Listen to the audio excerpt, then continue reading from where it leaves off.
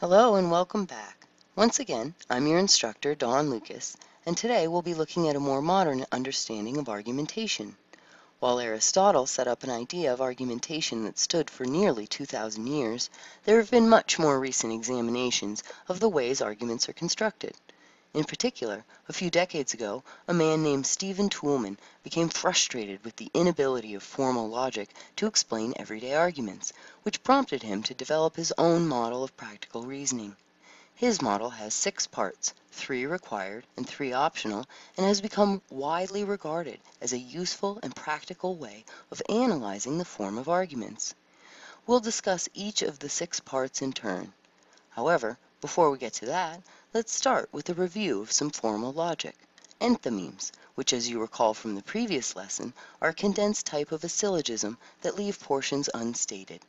Let's take a look at a few example arguments and how we might expand them into full syllogisms before we see how that relates to Toulmin's model.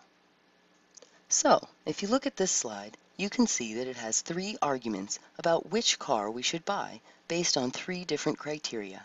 Argument 1 says that we should buy this Geo Metro because it is extremely economical. Argument 2 says that we should buy this Volvo because it is very safe. Finally, Argument 3 says that we should buy this Ford Falcon because it is red. First, let's expand each of these out into a full syllogism so that we can more clearly assess the structure and logic. Here, you can see that each enthymeme has been expanded into a full syllogism. The expansion of argument 1 reads, economy is the major criterion we should use in selecting a car to buy. The Geo Metro is the most economical. We should buy this Geo Metro. The syllogism version of the second argument is that safety is the major criterion we should use in selecting a car to buy. The Volvo is the safest. We should buy this Volvo. The syllogism version of the third argument says that having a paint job that is red is the major criterion we should use in selecting a car to buy. This Ford Focus is red. We should buy this Ford Focus. You can see that for each, we have a major premise, what the criterion should be, a minor premise, this car meets the criterion, and a conclusion, we should buy this car. Now, each of these 3 has the claim, we should buy this car, and facts or information, the car has a particular quality, and a connection between the 2, that the quality should be the main concern when buying a car. If we're going to disagree or refute arguments 1 or 2, how might we do it? Well, we have 2 options. First, we could disagree with the fact. For instance, we might say that another car is safer or cheaper. Second, we can disagree with the criterion. For example, we could say that safety or economy aren't good criteria, and that instead we should use performance or driving fun or cargo space or reliability or something else instead. But what about the third argument? We can't really argue with the stated reason. The car is definitely red. We can verify it through both the testimony of a survey of randomly chosen people, 100% said the car was red, and through a special chemical spectrography test we ran on the paint. Yep, it's red. So, what could possibly be the problem with this argument? Now, the problem that most people have with argument 3 is with the major premise. To many people, it is unwarranted to assume that the color is the best reason to pick a car. So then, if we want to support this argument, we need some kind of argument to back up this unstated assumption that color is the major criterion we should base our decisions on. Now that we've seen that arguments have 3 major parts and can be strengthened by adding others, let's look at the Toolman model as a way of assessing these arguments. Here is a diagram of the various parts of the Toolman method and how they connect. By the way, a PDF version of this chart is linked in the description box below if you'd like to download it to save or print. In brief, the first 3 parts, the required elements of any argument, are the claim, what you're trying to prove, the support, the facts you give to prove it, and the warrant, the logical connection between the 2 that shows why the support is relevant to the claim. For example, claim, we should open the window. Support, it is hot in here. Warrant, Opening the window would cause it to become cooler and more comfortable. The warrant is often unstated, but there must be a logical connection for the argument to make sense, so it is present even when it's not stated. As I've emphasized before, an argument that clearly states how the information connects will be clearer and thus more likely to succeed than an argument that leaves it unstated and counts on the reader to figure it out for themselves. In addition, as a writer, you want to make the reader's job as easy as possible. So then, Toulmin's way of looking at arguments has 3 required and 3 optional aspects, and you can see that they're arranged in a way that indicates their relationship with each other. The support is directly under the claim. It's literally holding it up. The warrant is what connects the two together. The warrant can be further backed up with backing, and the claim can be revised by use of reservations or qualifiers, all of which we'll be talking about in a few minutes. Let's discuss the parts in more detail. As I mentioned on the last slide, the Toolman model has 3 required parts. Basically, in order to even qualify as an argument, you need 3 things: a claim, support, and a warrant to connect the two. Let's take a closer look at the first 2. We'll examine warrants in detail later in the lecture. First, in order to have an argument, you need a claim, what you want the listener to accept. There are 3 different types of claims, which you've actually learned about already. If you think about it, the thesis for an expository essay will always be a claim. So the 3 types of claims are the exact same as the 3 types of thesis statements that were discussed way back in the writing process video and chapter. The first type of claim is a claim of fact, which argues that a particular fact is or isn't true, such as whether marijuana has medicinal benefits. However, these tend not to be the best type to use for an essay, because once you've found the relevant data, the fact is proven true or false and there's nothing left to say. These types of claims generally are the realm of conspiracy theorists. We never landed on the moon, Holocaust didn't really happen, Bigfoot exists. Claims of fact focus on verifiable phenomena. Once we have the needed information, the claim is proven or disproven. The challenge is getting the needed facts. This kind of argument is often used where the facts are in dispute, such as over what happened in ancient history or why someone in the past did what they did. The next type of claim is a claim of value or judgment. Something is good or bad, better or worse than something else. We should feel condemnation or respect for something. However, since this type of argument is often based on personal taste or values, it's one of the most difficult to successfully argue. It can be extremely difficult to convince your audience to change their values or judgments. For example, no matter what you say, you're unlikely to convince your grandfather that death metal is better than classic music, just as he is unlikely to convince you that black and white movies are better than color ones.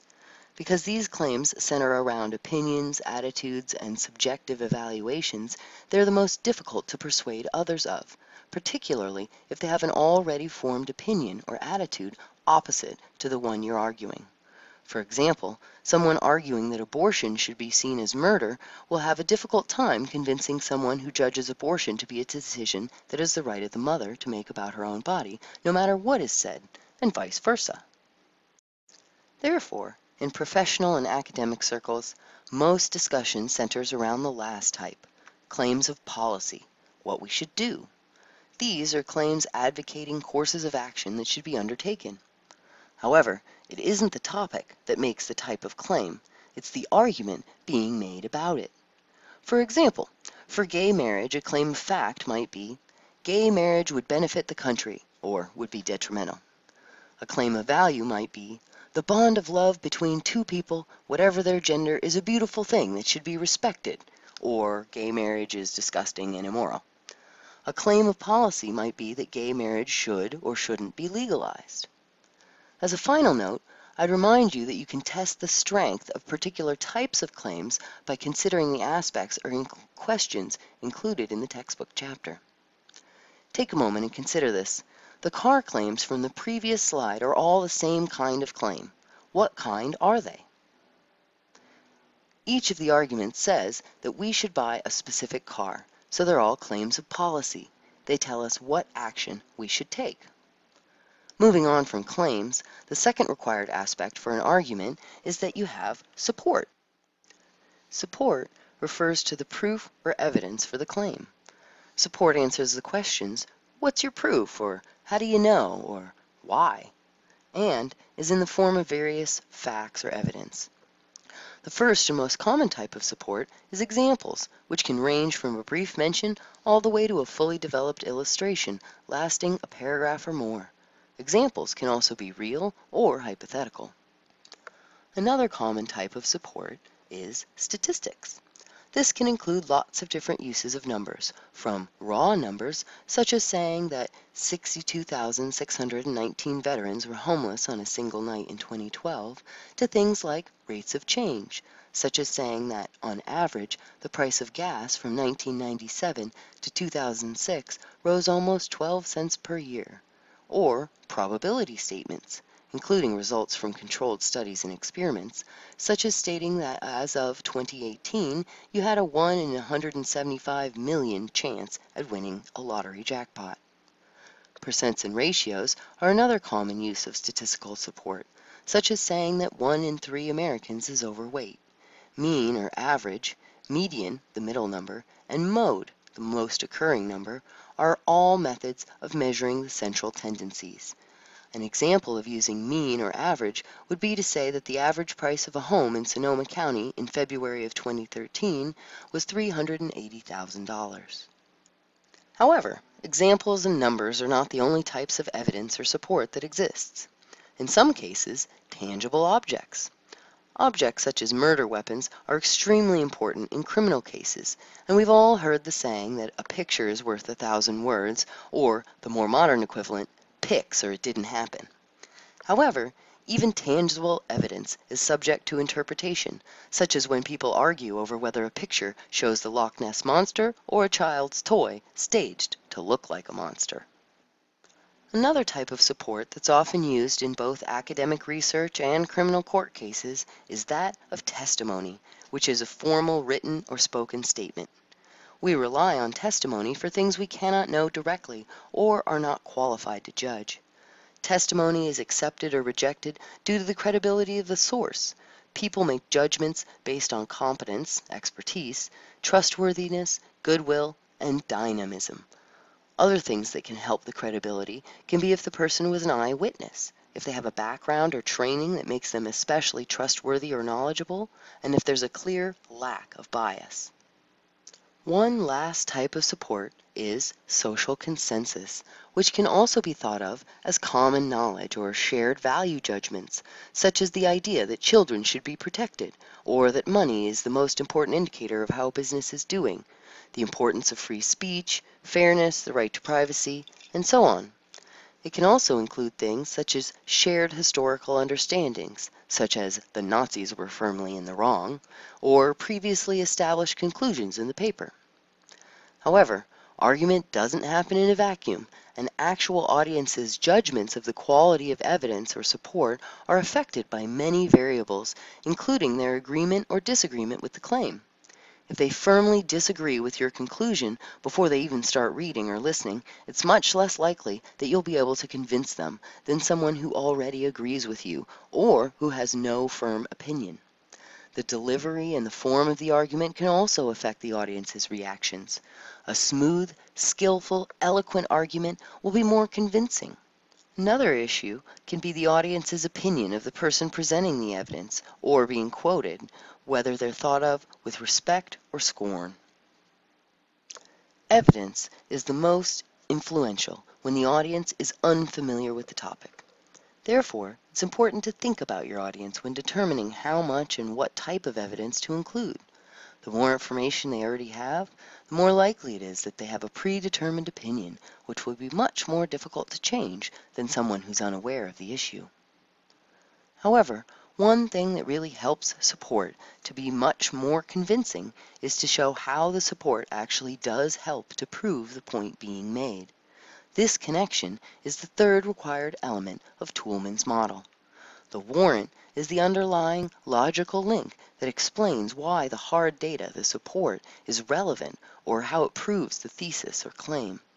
We'll be discussing this much more detail in a little while, but for now, just realize that a warrant is a logical connection between the support and the claim, showing how they go together. Now that we've reviewed the three required elements for an argument, let's take a look at the three optional elements. As I mentioned earlier, there are three optional elements that might be included in an argument, according to Toulmin. We'll take a look at each, and I'll give you an example based on the argument on the right. As you can see, the argument we're working with as an example has the claim that our college should lower tuition rates. The support for this argument is that when the neighboring college lowered their tuition rates, they made more money due to the growth in enrollment. The warrant, or logical link between the two, is that what worked for the other school will work for us because we're comparable, and the comparison is valid.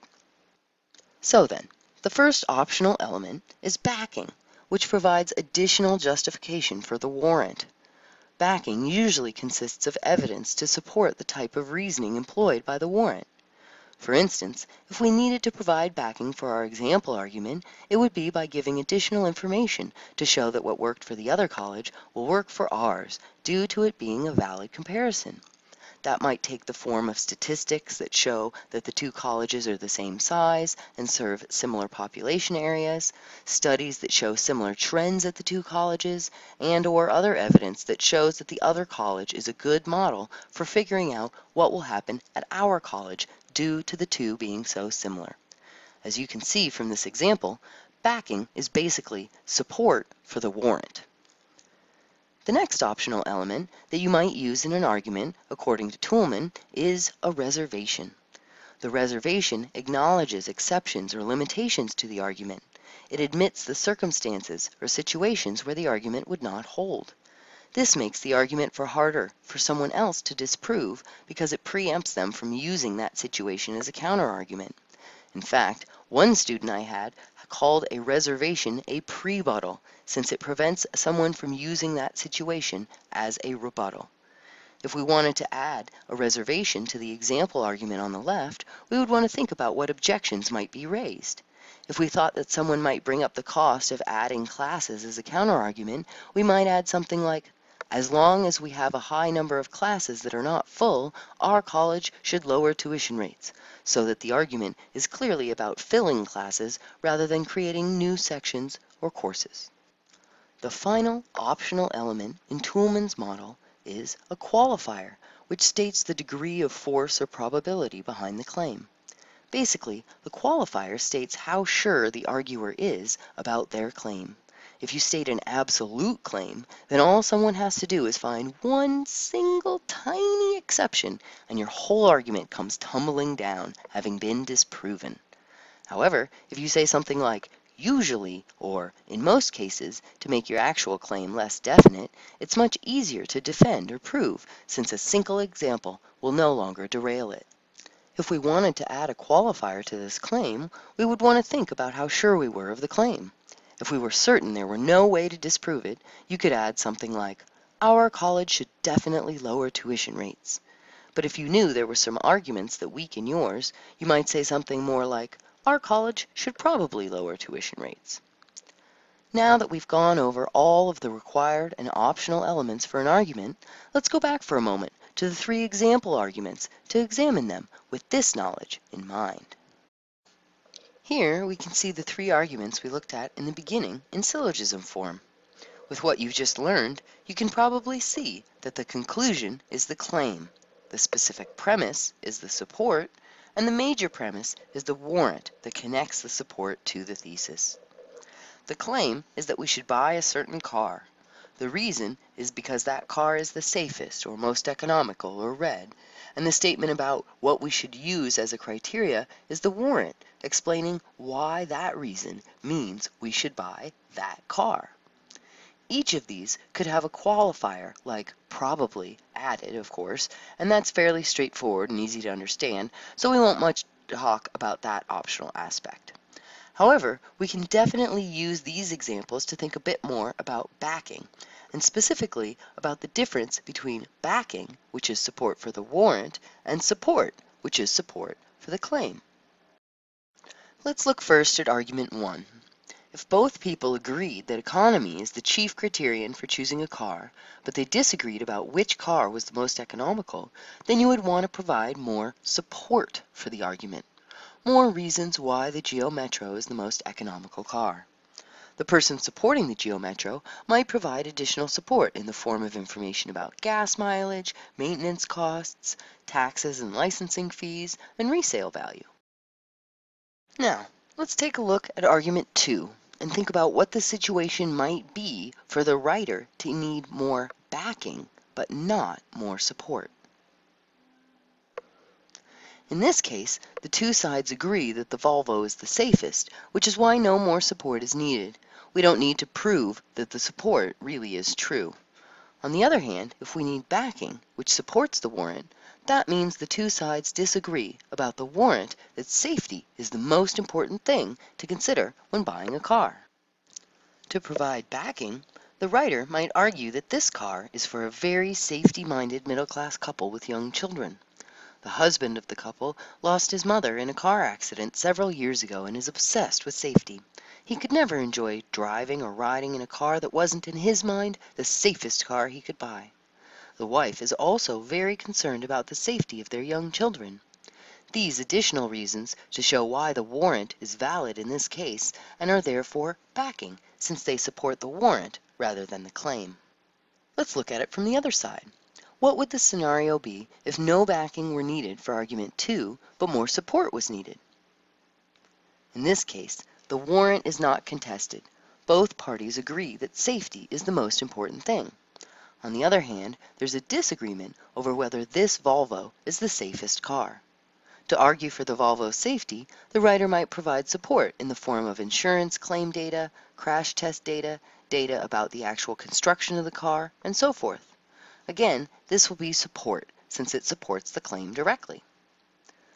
Knowing these terms can help you realize the different places in an argument where you can add more reasons and information to support the claim or to support the warrant, depending on which one needs it. Now that we have Toulmin's terms to use in analyzing arguments, it's easier to express the problem with argument 3.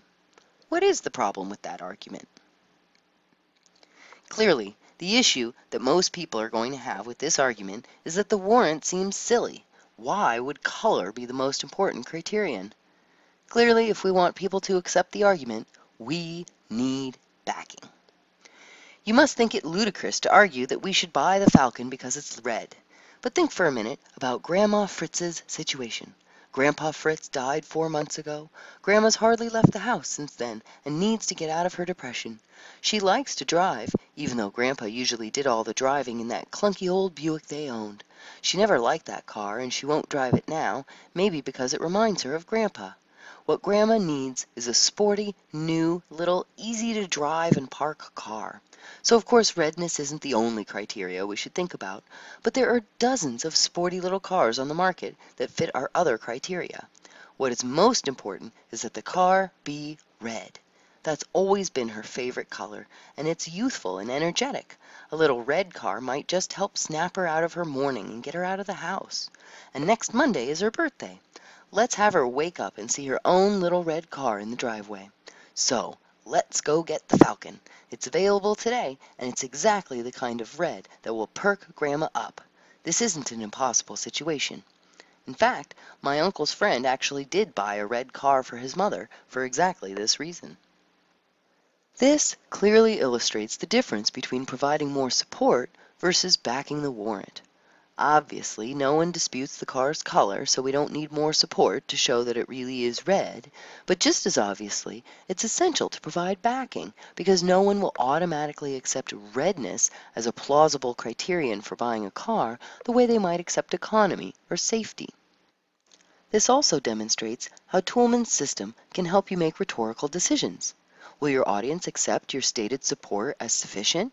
If they might not, you'll need to provide more. Will they accept your warrant? If they might not, you'll need to make it explicit and provide backing. You can also think about rephrasing. Being red isn't really the entire reason we're buying the car. Being a car that will perk up Grandma is. A warrant that says the car that will be the most likely to please Grandma would be much more likely to be accepted, though you would probably still want to provide backing for why this particular car would please her. Now that you have a basic understanding of the parts and how they work, we'll take some time to look more closely at one of the more challenging aspects of the model to understand: warrants. As I've mentioned earlier, the warrant is the logical connection between the support and the claim.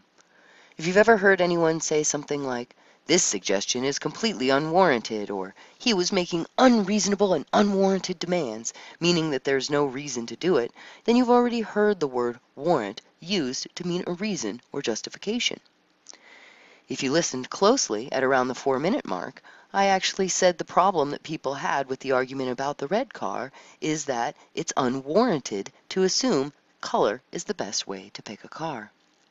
Even police warrants are a reason or a justification for why they should be allowed to search a location or arrest an individual.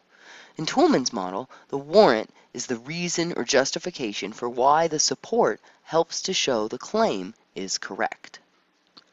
I'm going to discuss 6 major types of warrants, not so that you can memorize the names or even necessarily use them consciously to form arguments, but so that you can learn to recognize them and use that knowledge to strengthen your arguments.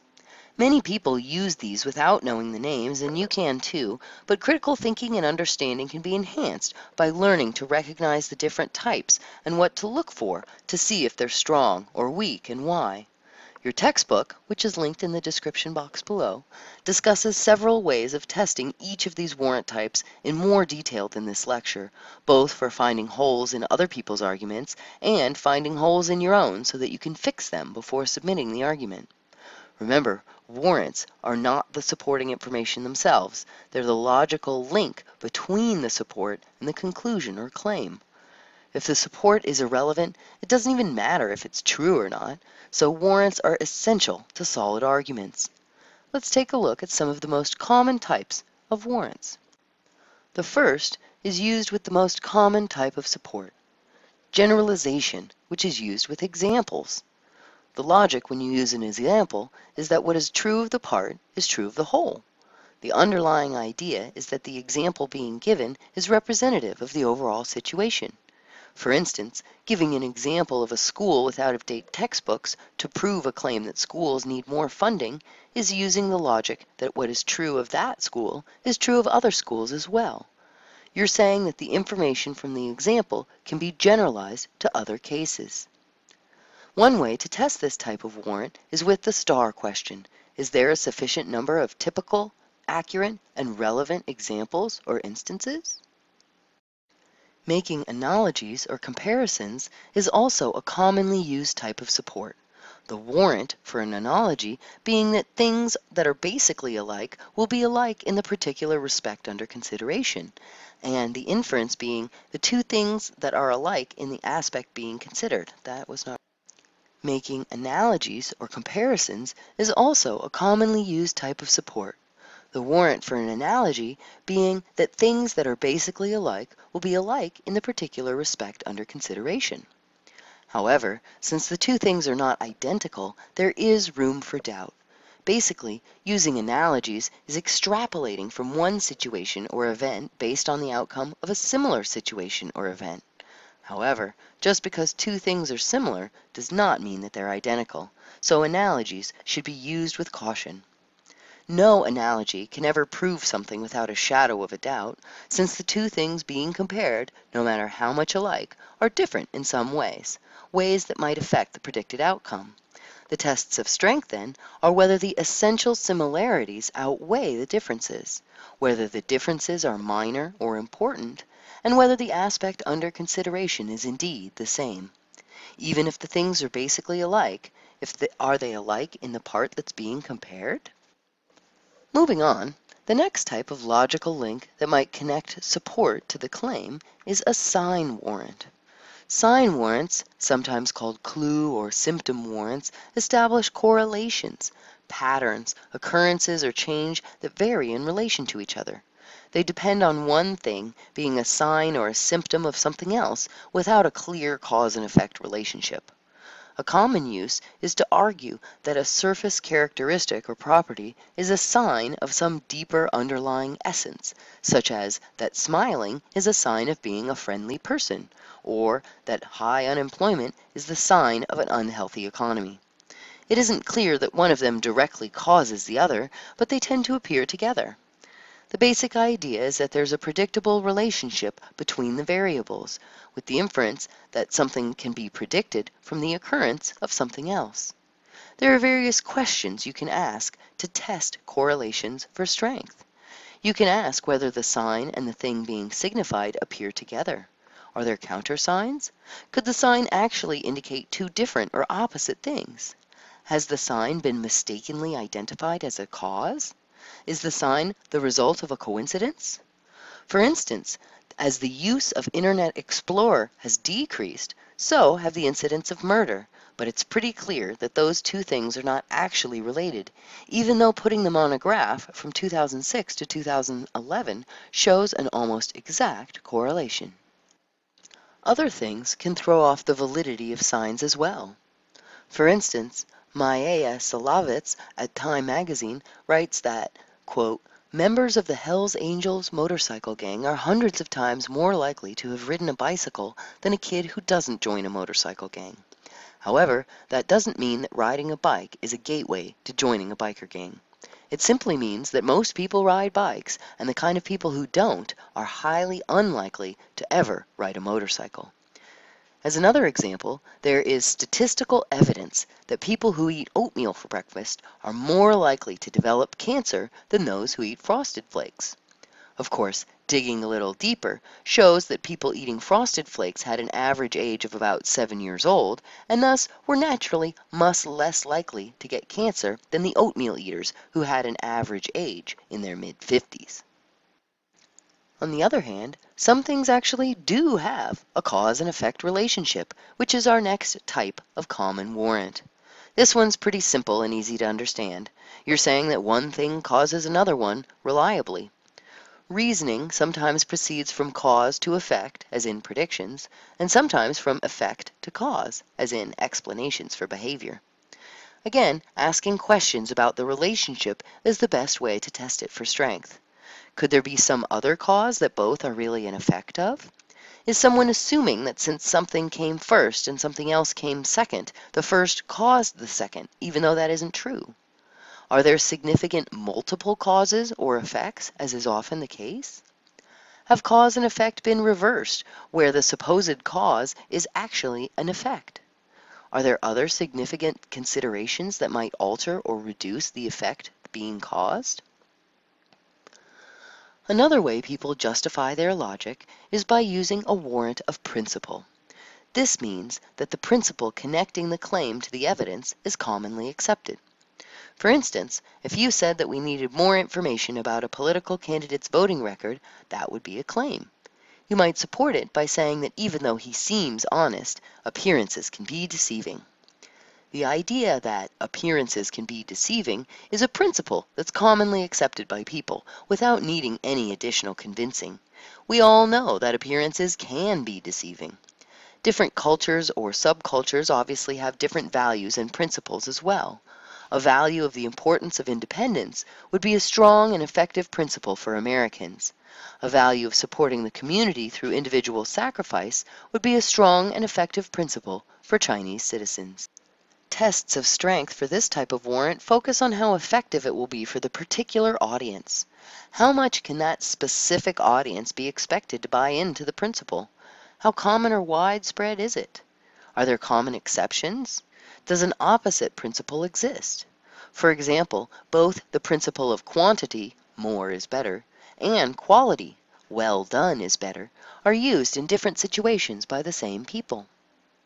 In academic papers that often make extensive use of source material, one common type of warrant is that statements made by figures of authority are true and can be trusted, with the inference that the particular source is a trustworthy and knowledgeable authority on the subject being discussed. Tests of strength include asking whether the particular person or text is an authoritative source on the issue in question, whether they're likely to have a bias, whether most authorities agree on the issue, and what type of credentials or proof of expertise the authority has. Whew! We made it through. Now that you've learned about modern argumentation via the Toolman model, I wanted you to have a chance to practice identifying the different parts in an argument, so we'll end the lecture with an example argument. First, let's take a look at the example argument provided. The argument reads, if they want to be effective, teachers should definitely do more than just lecture. Our studies show that students can do a passable job memorizing facts delivered in a lecture, but they learn very little about how to use the material in any meaningful way. Now, let's look at the handy-dandy list of elements of the Toolman model and take a moment to identify each. First, of course, is the claim. What is the claim being made here? The claim being made is that teachers should do more than just lecture. That's the point that the author is trying to convince the audience of. What about the support? What support is being given here? The support is that our studies show that students can do a passable job memorizing facts delivered in a lecture, but they learn very little about how to use the material in any meaningful way. That is the information given to prove the point that teachers shouldn't just stand around lecturing all the time. Now, the warrant is a little trickier since it is unstated. I encourage you to pause the video and consider what type of warrant considers the support to the claim, and what is the warrant specifically. In this case, the warrant is one of principle. The connection between students not being able to use information from lectures and teachers needing to do more than just lecture is the principle that students are supposed to learn how to apply knowledge, not just memorize and regurgitate it. Moving on, now that we know the warrant, what could we say if we wanted to add backing to the argument?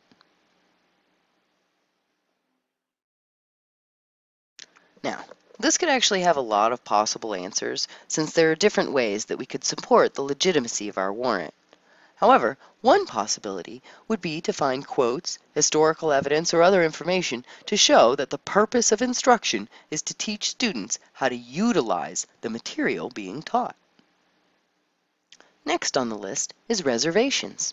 There is a reservation already present in the given argument. Can you find it? Remember, the reservation is saying when your argument does not apply. In this case, the argument only applies if teachers want to be effective. If they don't care about being effective, then this argument is invalid. Almost there. There's a qualifier present in the given argument as well. What is it? The qualifier here is definitely, making clear that we're sure this argument is absolutely rock solid, which gives it a feeling of extra authority. So, what does all this mean to you? These breakdowns can give you a perceptual tool, letting you look at and evaluate your own arguments, and they can be used as a brainstorming tool by giving you avenues to follow or ideas to develop or subjects to address. You can also use them to help you create counterarguments and to look for weaknesses in the arguments of others. Just make sure you have strong claims and that you explicitly explain and support your warrants. I hope that the discussions and information contained in this video and the textbook chapter were useful and helpful and assisted you in understanding how to break down and analyze arguments, both for evaluating the arguments of others as well as for revising your own arguments to be stronger. Thank you for joining me in this discussion of modern argumentation with a focus on Toulmin's model for analyzing arguments. Please don't hesitate to contact me with any question you may have about the material. I'm always happy to help.